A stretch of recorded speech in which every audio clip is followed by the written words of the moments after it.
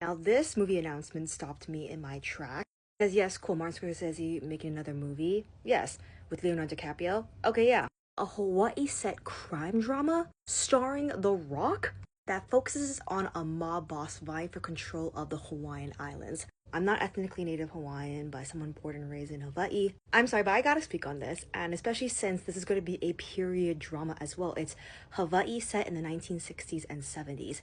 I think this is going to be important historical context for a movie like this because if you didn't know, Hawaii became the 50th state of the United States and entered statehood in August of 1959. And I am just assuming here it's too early to call that if they're setting this movie in that time period in Hawaii, that they are going to have to address statehood. And if it's going to have any semblance or thematic thread to Martin Scorsese's Killers of the Flower Moon, the premise of a mob boss trying to take control of the Hawaiian Islands feels like an allegory for statehood. Because you can probably assume that the native Hawaiian people were not backing down even when that statehood bill went through and passed through Congress. We'll see if the mob boss would be Leonardo DiCaprio's character or The Rock's character. I'm sure a lot of people, myself included, are very intrigued with the acting career trajectory that The Rock is going towards. And honestly, I'm here for it. Especially when it was announced that he was going to star in an A24 biopic directed by Benny Safdie about MMA fighter Mark Kerr.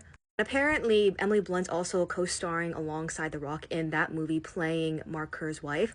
So depending on how that movie plays out and turns out when it releases in theaters this year, I'm hoping The Rock is really challenging himself when it comes to his acting abilities. If that movie, The Smashing Machine, does very well when it comes to The Rock's acting performance, I'm going to be really excited for whatever this movie is. Also, given that Martin Scorsese really took the time to provide authentic representation for Killers of the Flower Moon and paying a lot of respect to that story and to the indigenous community, Martin Scorsese brings us some energy to this movie as well, hiring a lot of locals in Hawaii, especially a lot of Native Hawaiian indigenous actors to play whoever characters who will be in this movie. Also, if it's Hawaii set in the 1960s and 70s, I hope it gives a really nostalgic Hawaii 5-0 feel to it. Yeah, needless to say, I'm actually really excited for this Scorsese movie.